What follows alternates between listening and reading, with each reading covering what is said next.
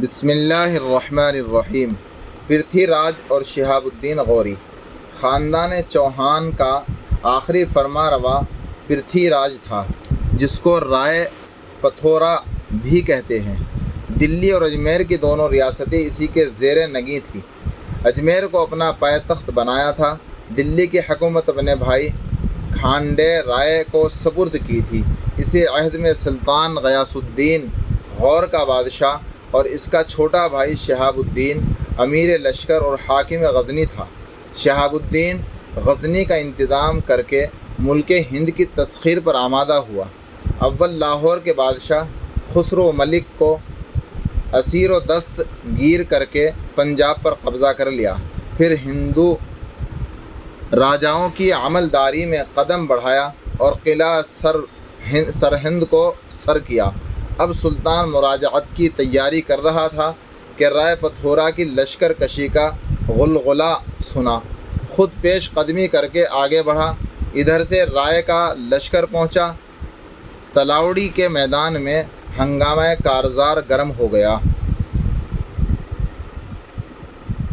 جس وقت سلطان کی فوج راجپوتوں کے قلب پر جھکی ہوئی تھی، اس کا دایاں اور بایاں بازو شکست کھا کر بھاگا، مگر سلطان کچھ رفیقوں سمیت میدان میں جمع رہا۔ کھانڈے رائے نے ہاتھی اس پر ریلا، سلطان بھی گھوڑا چمکا کر بڑھا اور نیزے کا ایسا ہاتھ مارا کہ دانت توڑ کر اس کے منہ میں اتر گیا، مگر سلطان کے بھی زخم کاری لگا۔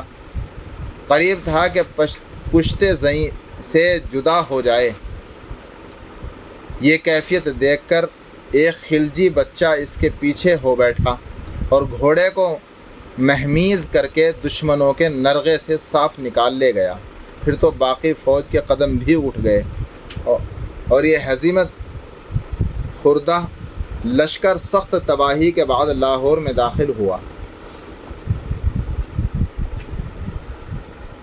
چندے قیام کر کے سلطان نے غزنی کی جانب کوچ کیا اور وہاں پہنچ کر فراریوں کو سخت سزائیں دی، ظاہراً عیش و آرام کا نقشہ جمایا اور اپنے آپ کو بے پرواہ بنایا، لیکن خفیہ طور پر لشکر کی درستی اور سامان جنگ کے تہیے میں شب و روز مصروف رہا۔ رائے پتھورا غنیم کے خطرے سے فارغ البال ہو کر فتح کا نعرہ بجاتا اپنی راجدھانی میں آ بیٹھا۔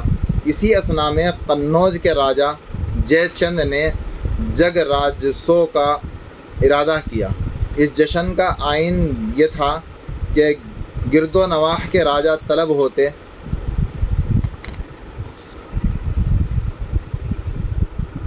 ہر قسم کی خدمتیں اپنے ہاتھ سے بجا لاتے۔ اسی جلسے میں راجا کی لڑکی کا سوئمبر بھی قرار پایا تھا۔ رائے پتھورا اس تقریب کی شرکت پر آمادہ ہوا۔ اتفاقاً کوئی ہمنشیں بول اٹھا، چوہان کے ہوتے جے چند کو یہ حوصلہ زیب نہیں دیتا۔ رائے کو بھی راجپوتی مڑگ آئی، جانا ملتوی کر دیا۔ جے چند اس کے نہ آنے سے ایسا برہم ہوا کہ رائے کی طلائی مورت بنوا کر جشن کے دنوں میں دربان کی جگہ کھڑی کرا دی۔ جب سنا کہ اس کی ہتک اس طرح کی گئی ہے تو رائے کو تاب نہ رہی۔ کچھ جودھا جوان ہمراہ لے تماشائیوں کے لباس میں جا دھمکا اور اس مورت کو بے دھڑک اٹھا لایا۔ قنوج والے دیکھتے کہ دیکھتے رہ گئے۔ برق تھی سر تھی یا تھا زلزلہ، واہ رے جانباز تیرا حوصلہ۔ راجا کی دختر سنجوگنی یہ داستان سن کر رائے کی دلیری پر شیفتہ ہو گئی اور اس کے سوا کسی کو پسند نہ کیا۔ باپ سخت آزردہ ہوا، دولت خانے سے نکال کر ایک جدا مکان میں اس کو نظر بند کر دیا۔ جب رائے کو یہ خبر لگی تو 100 ساونت ساتھ لے پھر یکایک قنوج پر ٹوٹ پڑا اور دن دہاڑے سنجوگنی کو لے چلا۔ قنوج کے سورماؤں کی حمیت بھی جوش میں آئی، تعاقب کر کے راہ میں جا لیا۔ وہ رن پڑا اور کھانڈا بجا کے دلاوروں کے خون سے زمین رنگین ہو گئی۔ اگرچہ رائے کے سب جاں نثار کام آئے، اللہ اس لعل بے بہا کو ہاتھ سے نہ دیا، مرکٹ کر دلی تک لے ہی پہنچا۔ اس معرکے سے 1 سال بعد سلطان شہاب الدین نے بھی یورش کی، لیکن سرداران لشکر سے اپنا منصوبہ پوشیدہ رکھا۔ پشاور میں پہنچ کر ایک بوڑھے سپاہی نے عرض کیا، خداوند، اس لاؤ لشکر سے تو کسی بڑی مہم کے آثار نظر آتے ہیں، پھر امراء سے اس راز کے مخفی رکھنے میں کیا مصلحت ہے؟ سلطان نے آہ سرد بھر کر کہا، سن پیر مرد، جس دن سے میں نے راجپوتوں کے مقابلے میں زک پائی، حریم دولت میں بستر کو پیٹھ نہیں لگائی، ہنوز و خون آلود پیراہن نہیں بدلا جو لڑائی کے وقت میرے تن پر تھا، آج تک ان امیروں کا منہ نہیں دیکھا جو مجھ کو تنہا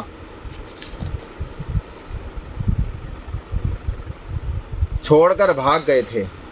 اب غیرت کا تقاضا یہ ہے کہ یا تو دشمن سے انتقام لوں یا سرے میدان لڑ کر جان دوں۔ پیر مرد نے دعائے خیر دے کر کہا، صلاح وقت یہ ہے کہ امراء کی تقصیر معاف فرمائیے، ان کا رتبہ بڑھائیے تاکہ آئندہ سرخ رو بنے اور پچھلے قصور کا بدل کریں۔ سلطان نے اس کی صلاح مان لی۔ ملتان پہنچ کر ایک دربار کیا، لشکر کے سرداروں کو جمع کر کے ان کے حال پر مہربانی فرمائی اور اپنا منشا سمجھایا۔ سب نے تلوار کے قبضے پر ہاتھ رکھ کر عہد و پیمان کو تازہ کیا۔ اب لاہور پہنچ کر رائے کے نام نامہ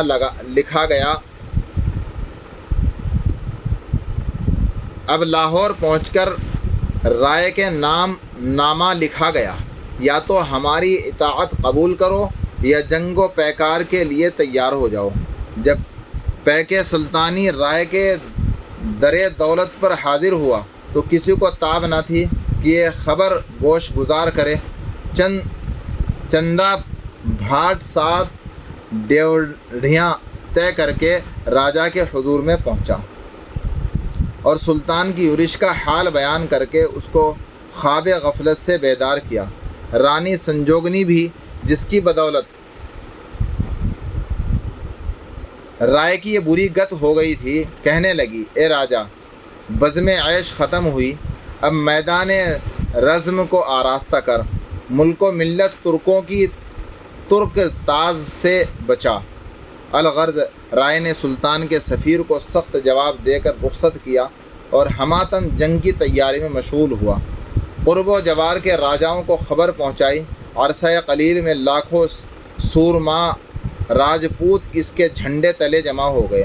جب کوچ کی ساعت نزدیک پہنچی، رانی سنجوگنی نے اپنے ہاتھ سے زرہ بختر پہنایا، ہتھیار بدن پر سجا، رائے کا آخری دیدار دیکھا اور آنکھوں میں آنسو بھر لائی۔ ادھر کوچ کے نقارے پر چوب پڑی، ادھر رانی کا کلیجہ ہل گیا۔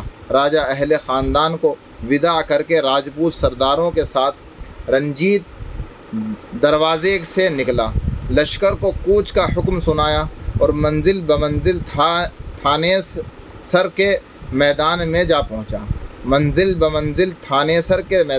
پہنچا۔ دریائے سرستی کے وار پار دونوں لشکر خیمہ زن ہو گئے۔ ایک رات سلطانی لشکر نے دریا کو عبور کر کے صبح دم طبل جنگ آ بجایا۔ راجپوتوں نے آنکھ کھولی تو غنیم کو سر پر موجود پایا۔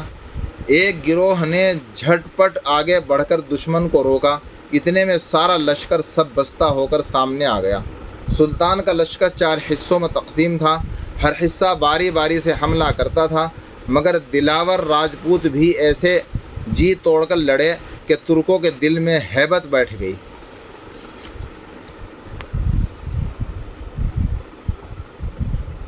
اب سلطان ظاہراً شکست کی صورت بنا کر پیچھے ہٹا۔ راجپوتوں نے جو تعاقب شروع کیا تو ان کی ترتیب درہم برہم ہو گئی۔ اس وقت سلطان نے پلٹ کر تازہ دم فوج سے پھر حملہ کیا، لیکن یہ تدبیر بھی راست نہ آئی۔ فتح اور شکست کا کچھ فیصلہ نہ ہوا۔ جب ہوا نہایت گرم ہو گئی اور سورج پر سر پر آ گیا، جب ہوا نہایت گرم ہو گئی اور سورج سر پر آ گیا تو رائے نے درختوں کے سائے میں پناہ لی۔ 150 راجا مہاراجا اس کے گردا گرد جمع ہوئے۔ سب نے تلواروں پر ہاتھ رکھ کر عہد و پیمان کیا، آخر دم تک لڑنے کی قسم کھائی، شربت پیا، پان کا بیڑا چبایا، تلسی کے پتے زبان پر دھرے، پیشانی پر قشقہ زعفرانی کھینچا اور ذرا دم لیا۔ اب کسی قدر دن ڈھل گیا تھا کہ سلطان غوری 12,000 سوار خاصہ لے کر اپنی جگہ سے ہلا۔ سواروں کے سروں پر مرصع خود، بدن پر فولادی جوشن، ایک ہاتھ میں تلوار، ایک ہاتھ میں نیزہ، باگے اٹھائے، کنوتیوں سے کنوتیاں ملائے، دریا مواج کی طرح امنڈ آئے۔ اس پرزور حملے نے راجپوتی سپاہ میں کچھ ایسا زلزلہ ڈالا کہ یکاک ہوا پلٹ گئی، چشم زدن میں کچھ سے کچھ ہو گیا۔ وہ شاندار فوج جو پہاڑ کی طرح جمی کھڑی تھی، دم کے دم میں تب بالا ہو گئی۔ بڑے بڑے نامی گرامی سردار میدان میں کام آئے۔ رائے پتھورا گرفتار ہو کر مارا گیا۔ جب سرداروں کا یہ حال ہوا تو بن سری فوج کیا کر لڑتی اور کس کا سہارا پکڑتی؟ جس طرف جس کا منہ اٹھ گیا بھاگ نکلا۔ جہاں کل سپہ دار تھے حکمراں، کھڑے تھے جہاں ترچھے بانکے جواں، جہاں کل تھے فیلانے جنگی ہزار، کداتے تھے گھوڑے جہاں شہسوار، جہاں پاسباں کل تھے للکارتے، پرندے بھی ڈرتے تھے پر مارتے، وہاں آج لاشوں کے انبار ہیں، پڑے ہر طرف سینہ افگار ہیں۔ وہ سر جس پہ تھا کل جواہر کا تاج، وہ ہے خاک اور خون میں آلودہ آج۔ رانی سنجوگنی دم دم کی خبریں منگاتی تھی۔ جب اس حادثہ جاں کی سناونی آئی تو اس نے زندگی پر موت کو ترجیح دی۔ چتا میں بیٹھ اپنے تنے نازنی کو آتش سوزاں کے حوالے کیا۔ تھوڑی دیر میں مشت خاکستر کے سوا اس کا کچھ نام و نشان باقی نہ رہا۔